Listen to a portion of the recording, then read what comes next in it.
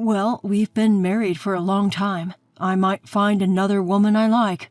What's wrong with having an affair or two? Quit nagging me," shouted Anthony, my husband, defensively when I confronted him about his infidelity. "Instead, prepare for Christmas. You've bought the Christmas decoration and the cake, haven't you?" "I'm going to my mom's house for Christmas." Upon hearing that, Anthony pulled out a folded piece of paper from the cabinet drawer and forced it into my hand. "What? If you're leaving me, it's a divorce. Look, here's a completed divorce application."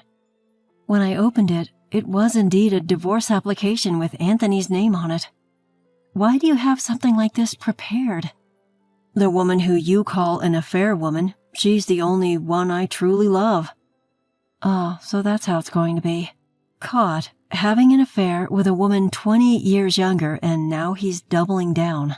In a fit of rage, I signed the divorce application with larger letters than usual. The unstoppable tears are not from sadness. I'm just incredibly pathetic for being with such a man. Well then, I have to make Anthony experience something worth crying over. I packed my stuff, left the house, went straight to the after-hours window at the town hall, and submitted the divorce application. Anthony was thoughtful enough to not only put his own name on the divorce application, but also prepared a witness. What's more, it seems that woman he's having an affair with is the witness. He's really making a fool out of me. As I left the town hall, I kicked a stone lying at my feet with all my might and started walking. I'm Margaret, a 55-year-old housewife working as an administrative assistant at an insurance agency. My only daughter, Tasha, is already married and lives in an apartment in the same town. I've been living with my husband, Anthony.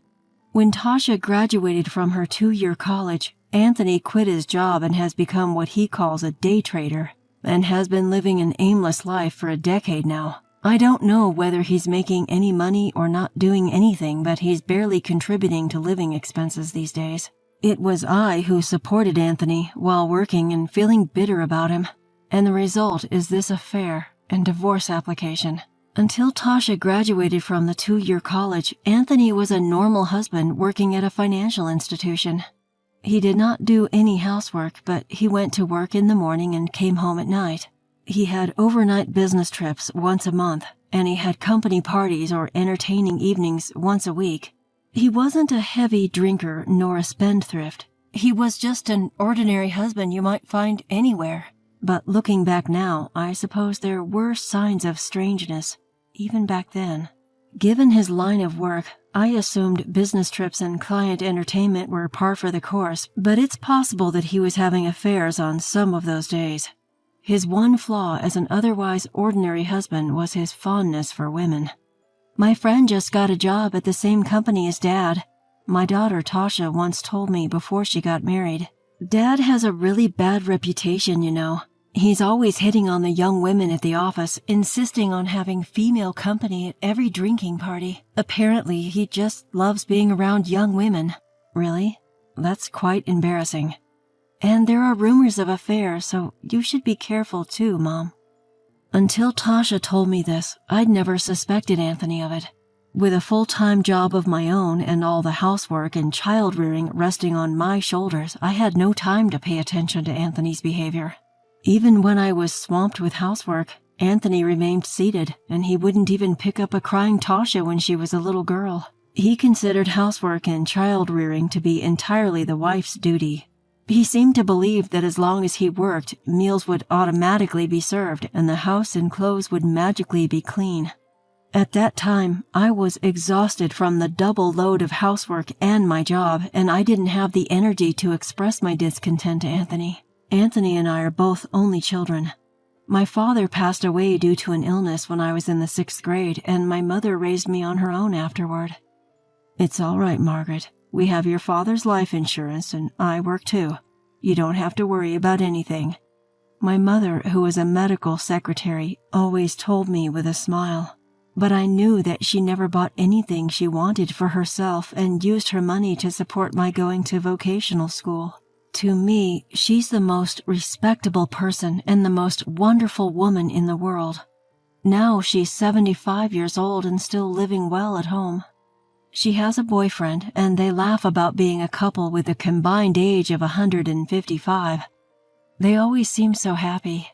On the other hand, Anthony's mother was an impossible woman. One day, she ran away with her lover, leaving Anthony and his father, Jim. Fortunately, Anthony was already in college at the time and didn't need parental care, but Jim struggled to balance work with unfamiliar household chores. "Margaret, promise me you won't have an affair," Jim tearfully asked me when I married Anthony. "It's okay to slack off on the housework, and you don't have to always defer to Anthony. But please, I beg you, don't have an affair. There's nothing more painful than that." My father-in-law, Jim, is a man of wealth.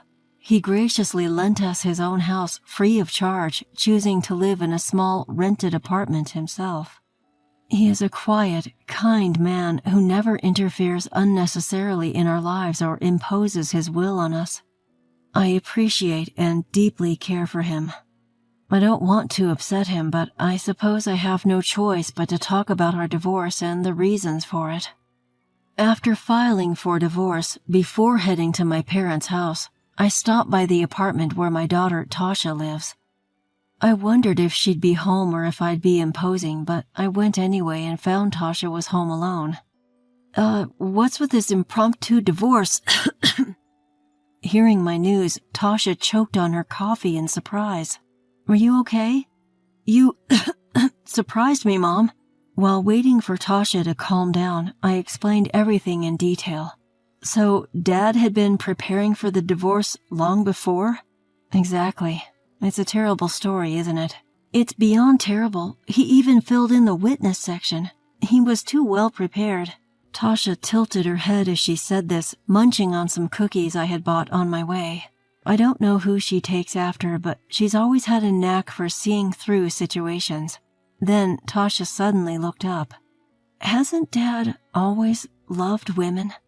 "Well, I secretly looked at your father's computer and there were tons of unspeakable pictures and videos saved. And he was often away from home due to business trips and drinking parties, so it wouldn't be surprising if he was having an affair, but he never let his guard down before." I somehow started to get what Tasha was trying to say. But this time he carelessly exposed his affair so that I could notice. "Maybe Dad purposefully made you aware of his affair so that he could be with that woman. But if you were to calmly consider divorce, there would be discussions about alimony and division of property. So he might have instigated me to impulsively file for divorce. That would explain why he had the divorce papers signed by a witness ready. And indeed, I had acted exactly that way. It's unforgivable. Indeed, as Tasha says. Even though Anthony is now an uncertain day trader, he had been working at a top-tier financial institution for many years. He must have some savings, and it's not like he would have brought all his severance pay home. If I had calmly initiated divorce mediation or a lawsuit, I could have contested Anthony's assets, I thought. "Mom, we can't stay silent. We have to give Dad a taste of his own medicine. This is too much," Tasha said, grabbing my hand, a strong look in her eyes as I felt tears welling up. I nod, gripping her hand back, and tears that I can't hold back appear. Regrettable. I got frustrated, nothing but frustrated. I left Tasha, who couldn't accompany me due to incoming guests, and headed alone to my childhood home. "Even if you say we should give him a taste of his own medicine, he's still your father, Tasha. Are you really okay with this?" Tasha sighed as if exasperated. "Because he's my father, I didn't like what he did. It's embarrassing being called out by friends because my father is a womanizer. So I'm really okay with it." If Tasha said so, I decided I'd tell my father-in-law everything. When I arrived at my childhood home, I rang the doorbell, making that decision in my mind. "Coming." My mother's cheerful voice followed, and the front door opened. Her youthful face, unbelievably youthful for a 75-year-old, greeted me with a big smile. "Oh, Margaret, welcome. It must be cold outside. I stopped by Tasha's house and warmed up, so I'm okay. Can I come in?" "Of course. Please do." "You've been enjoying your time with Jim, haven't you?" Sorry for the intrusion." Apologizing to my mother, I entered the house and headed to the living room. A small, warm house I've known since childhood, and now it's where my mother nurtures love with her special person in their twilight years. When I entered the living room, he was reading some brochure at the table. "Hello, Jim." When I called out, he looked up and smiled broadly. "Oh, Margaret, I thought you'd be preparing for Christmas around this time, but have you finished already?" Yes, my mother's lover is my father-in-law, Anthony's father. It seems they both had feelings for each other for a long time, but due to their positions as parents-in-law, they suppressed those feelings. However, now in the last stage of their lives, they told me they finally decided to be honest about their feelings for each other. Anthony still doesn't know about this. Jim, as I look at my father-in-law's calm face, which doesn't resemble Anthony's much, I begin to weep uncontrollably. "What's the matter, Margaret?" Jim says, his face changing with concern. My mother, who had been carrying a tray with a teacup on it, must have been startled when she saw me crying. She hastily set the tray on the table and helped me to sit down. "Jim, Mom, I filed for divorce at the city hall before coming here." Tears streaming down my face, I told them everything that had happened. The person most shocked by the news was probably Jim. "Anthony, having an affair of all things. Margaret, I'm truly sorry," he said after listening to my story, deeply bowing his head to me. "It's not your fault, Jim. You don't have to apologize." I had always told him that having an affair is the one thing he must not do, with his mother having run away with another man. I thought Anthony understood that. Jim muttered, looking pained. Then he picked up his smartphone from the table. Despite being 80, he was better at using a smartphone than I was. "I'll call Anthony here. We need to talk. Leaving you without a penny after having an affair, I won't allow him to just get a divorce like that." Jim stood up and quietly left the living room. My smartphone rang a few minutes after he left. It was Anthony. I declined his call, but he called back almost instantly. After his relentless attempts, I finally answered the phone on the 12th ring. "What the hell, Margaret?" Anthony was clearly upset. "Dad called me super angry and told me to come to your parents' house right away. That's because of the divorce papers I filed at City Hall. But why at your parents'? Why did you call Dad there?" Anthony, who didn't know about Jim and my mother, was understandably confused. "Anyway, you better come quickly. You know how much Dad despises infidelity, right?" "You told him I cheated?" "It's the reason for our divorce. I had to tell him. Anthony is probably wary of upsetting his wealthy father-in-law, Jim, who's been generously letting us live in his house for free. Even though Jim is incredibly spry for his age, Anthony is conscious of Jim's fortune." "Is Tasha at your parents' house too? And your mother-in-law?" "They're both here, along with Jim, of course." Upon hearing that, Anthony told me he'd be on his way over and hung up. He must be feeling uneasy knowing that Jim is aware of his infidelity. Jim was deeply hurt by his own wife's infidelity, which led her to abandon him. For that reason, he wouldn't forgive Anthony's affair. While waiting for Anthony in the living room, I noticed Jim was looking at something, a brochure for a nursing home. "Jim and Mom, are you considering a nursing home?" After skimming the brochure, I asked my mother, who was sitting at the table. "Well, yes. Jim and I can currently take care of ourselves, but we don't know how long we'll be able to do so. We're both getting old after all." Mom, who affectionately calls Jim by his name, doesn't look anything like a typical grandmother. "So we are currently researching various nursing homes that could accommodate both of us. It's so lovely that you two are so close. Seeing you so happy makes me happy too. But now we have a big worry. Margaret, you're suddenly getting a divorce." As Mom looked troubled and we continued to chat, Jim came back, holding a piece of paper in his right hand. I was about to ask what it was when the doorbell rang. "That must be Anthony. Don't worry, I'll get it." With resolve, I stood up and went to answer the door. "What is this?" The moment he saw my face, Anthony's expression turned grim. "Can't believe you told Jim about my affair. And why here at your parents' house?" "You'll understand once you get inside. Come on in, okay?" "I would have done that even if you hadn't told me to." As Anthony took off his shoes and rushed into the living room, he stopped in his tracks the moment he saw Jim and Mom sitting side by side. Their image together, reminiscent of a long married couple, must have given him a clue about the situation. "Dad? Mother-in-law, wait, are you two—" "Sit down there." "You're dating her? No way." I said, "Sit down there." Jim's voice echoed in the living room like thunder. At his intensity, I found myself straightening up without thinking. When usually calm Jim gets angry, he's this terrifying.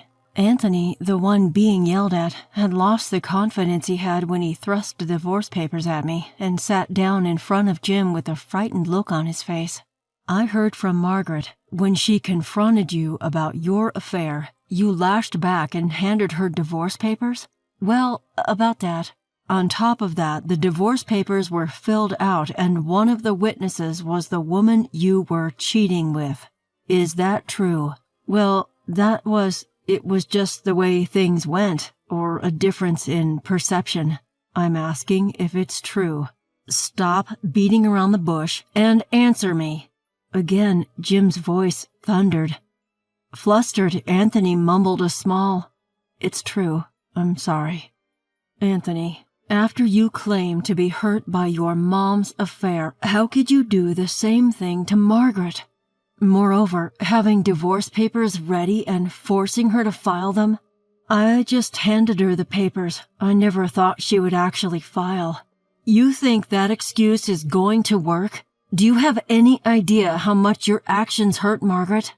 Jim said this as he spread out a piece of paper he had brought with him on the table. It was a blank marriage certificate.